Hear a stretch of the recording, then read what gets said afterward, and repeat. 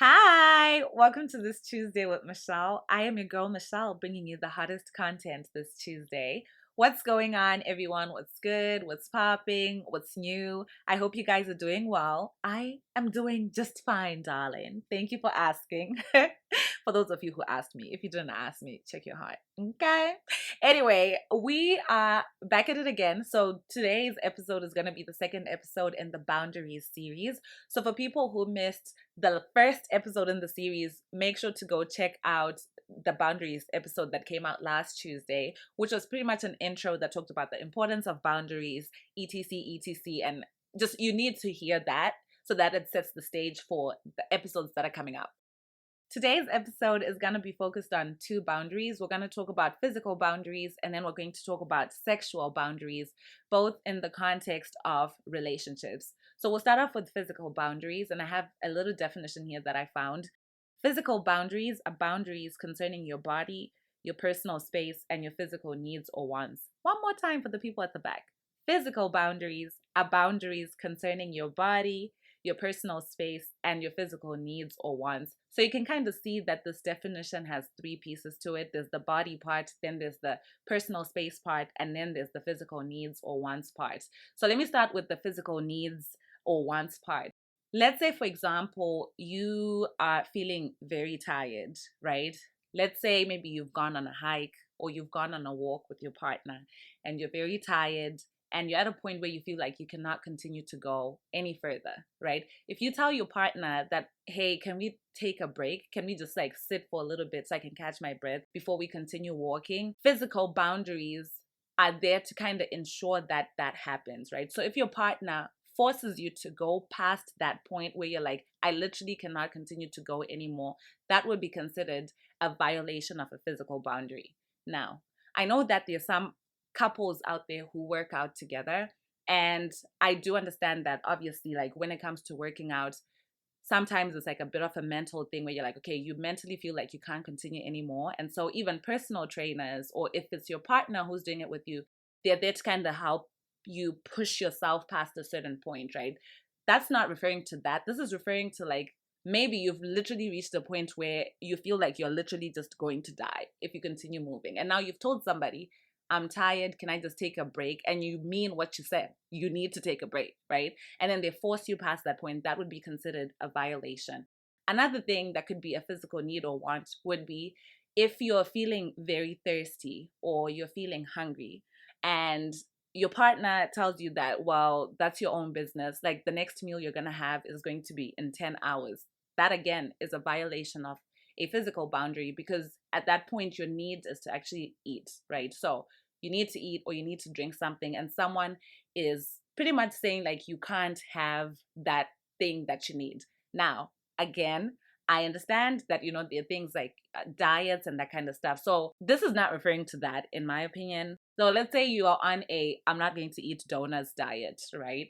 And you're just feeling very tempted to have a donut. A partner withholding a donut from you is not a violation of a physical boundary, in my opinion. If you had said you wanted to go on this diet for 30 days of not eating donuts, right?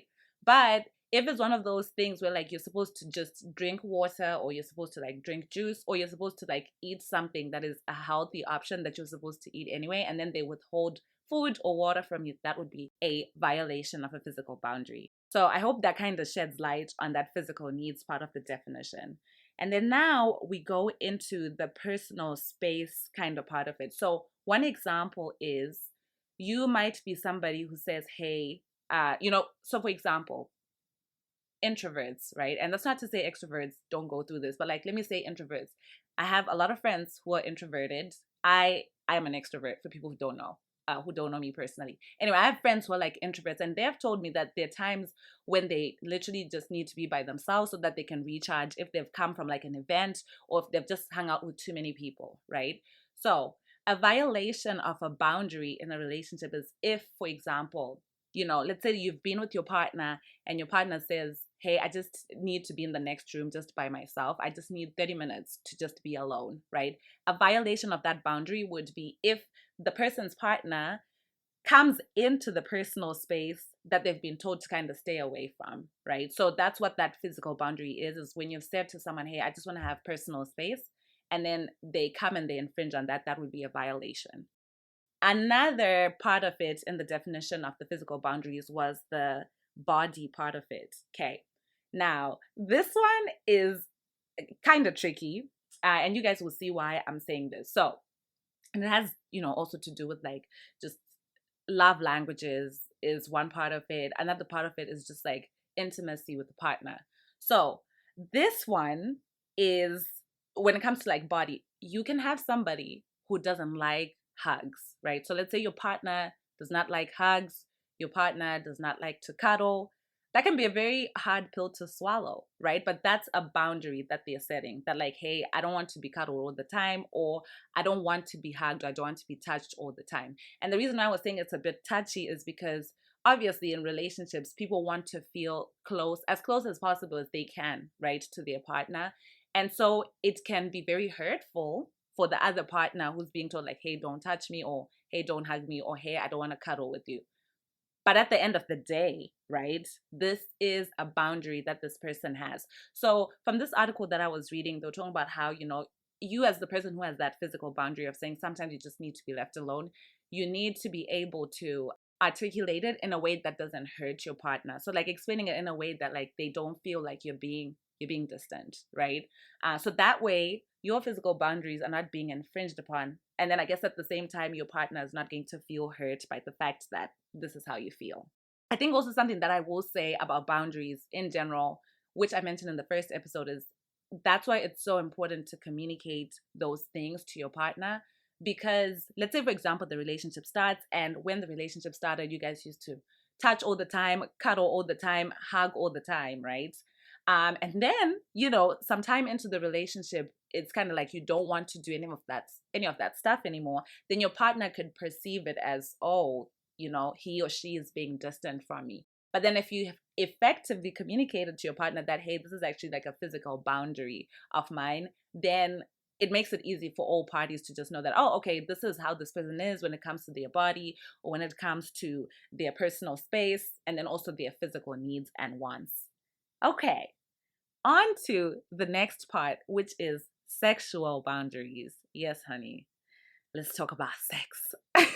Anyway, so I'm going to give a definition of sexual boundaries. So sexual boundaries protect your right to consent, to ask for what you like sexually, and to honesty about your partner's sexual history. One more time for the people at the back.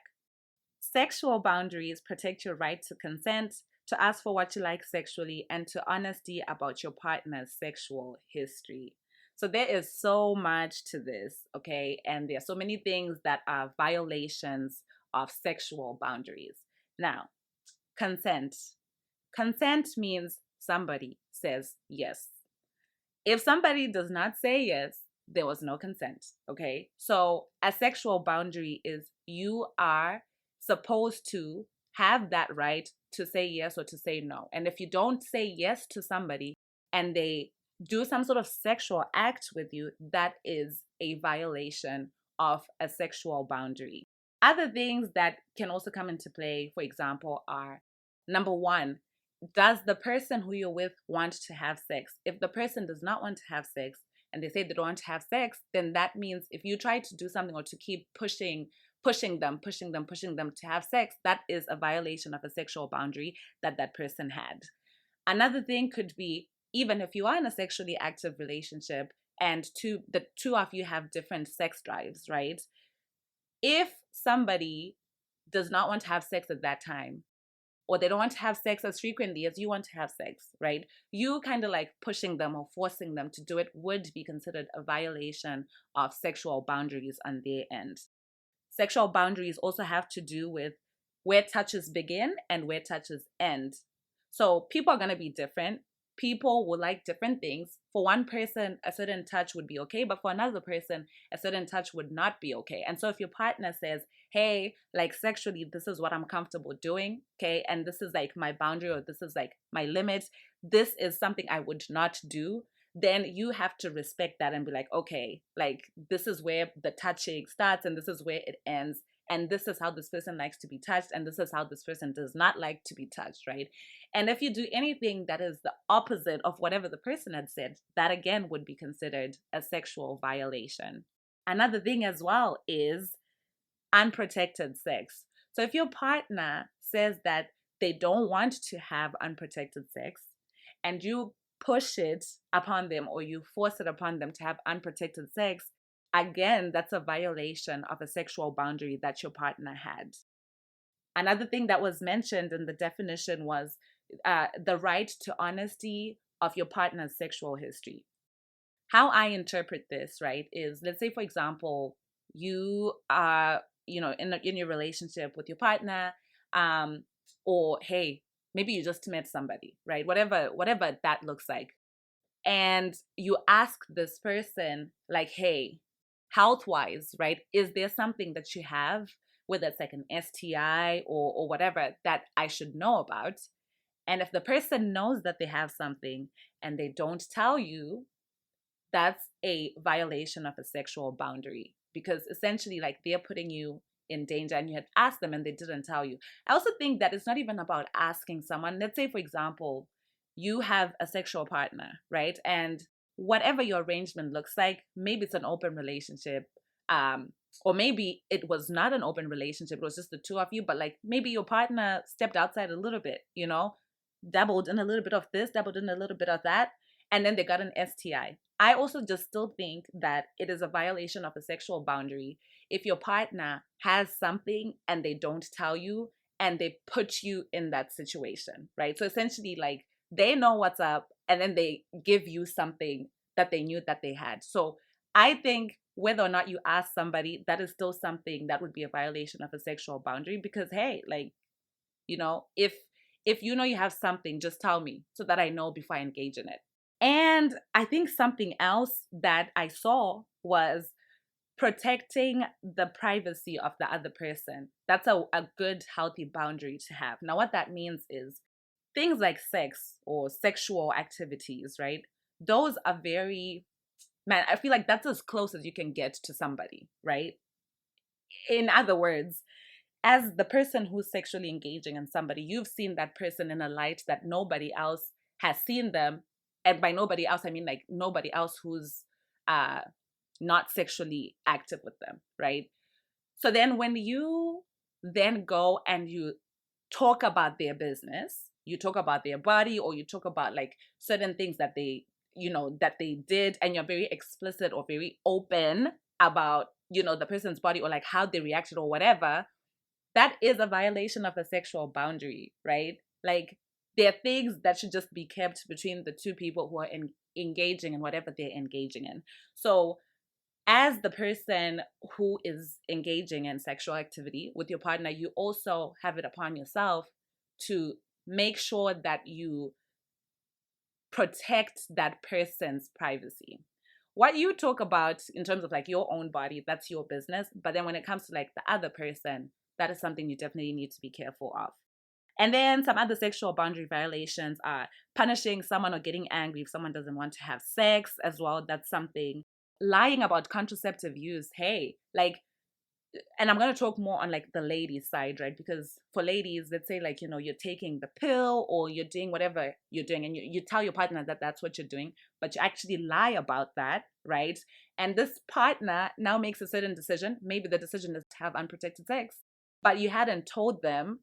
You pretty much like lied to them and told them that you were on contraception when you were not.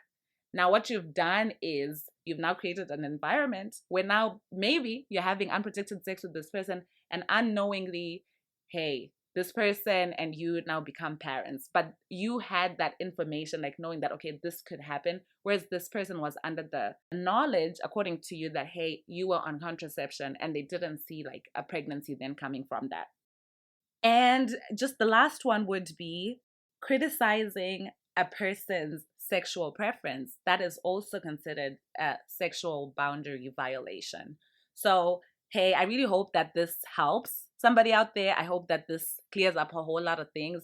I will tell you something. I am just learning a whole lot of things, right? Like, I mean, obviously there are certain things to me that were just, very, very clear that, this would definitely be a violation of a boundary. But I'm just learning so much through, doing these episodes and reading up on them. So yeah, that's it from me, guys. Let me know if you have any questions, or if you have any thoughts, or if you have any additional things that you want to share as well. That would be really, really appreciated. And that's it. So yeah, I will see you guys in the next episode. Thanks for listening. Peace.